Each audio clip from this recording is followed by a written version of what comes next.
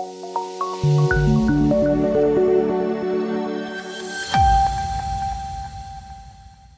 मोहन यादव ने नरेला विधानसभा क्षेत्र में स्वामी विवेकानंद मंडल में आयोजित पंडित दीनदयाल उपाध्याय प्रशिक्षण महाअभियान 2026 कार्यक्रम में भाग लिया और सभा को भी संबोधित किया। हमारे कामों के बलबूते पर प्रदीप जी भी बैठे हैं।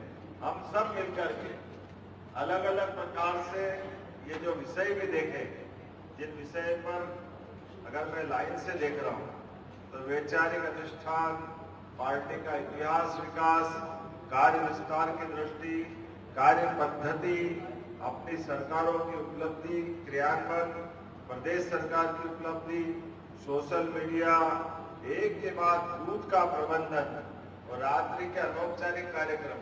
उस कार्यक्रम में भी सुंदरकांड का, अब बताओ, ये सारी चीजें जहां सिखाई जा रही है वो हमारे अपने इस कार्यकर्ता वर्ग में आकर के आने के पहले और आने के बाद, अब जब आप घर जाओगे तो आपके अंदर भी कई सारी चीजों में बदलाव दिखेगा। इसमें एक कार्यकर्ता गढ़ने वाली बात किया, तो कार्यकर्ता गढ़ने से क्या संबंध है, हम सबको ध्यान में आएगा कि जब हम अपने इस कार्य पद्धति के आधार पर काम कराने की बात करते हैं तो कार्य पद्धति क्या है। हमारे पास भारत को आगे बढ़ाना, अगर कोई भारतीय जनता पार्टी की सरकारों के साथ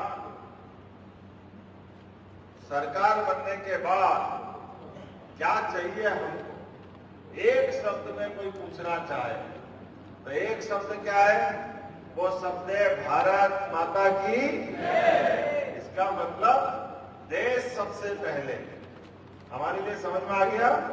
तो हम अपने देश को सभी मामलों में, पंथ, जाति, संप्रदाय, आपके मेरे सबके जीवन के सारे कष्ट, अच्छाई बुराई, सबसे ऊपर देश, और उस देश की अच्छाई को स्थापित करने के लिए सुव्यवस्थित रूप से एक राजनीतिक दल का कार्यकर्ता होने के नाते हर एक के जीवन में हमारे एक एक काम से हमारी पार्टी का भी एक ही उद्देश्य है। जैसे कि विश्वास जी ने भी बताया कि जब हमारा जनसंघ का जन्म हुआ तो राजनीतिक दल तो हमारा नहीं था, लेकिन देशभक्त लोगों का समूह ने विचार किया कि आजादी के बाद देश अगर आगे बढ़ेगा तो हमारे देश के देशभक्त लोगों के लिए एक राजनीतिक दल होना चाहिए। और उसकी दृष्टि क्या होना चाहिए, उसकी दृष्टि पूरी देश और देश की परिस्थिति की होना चाहिए।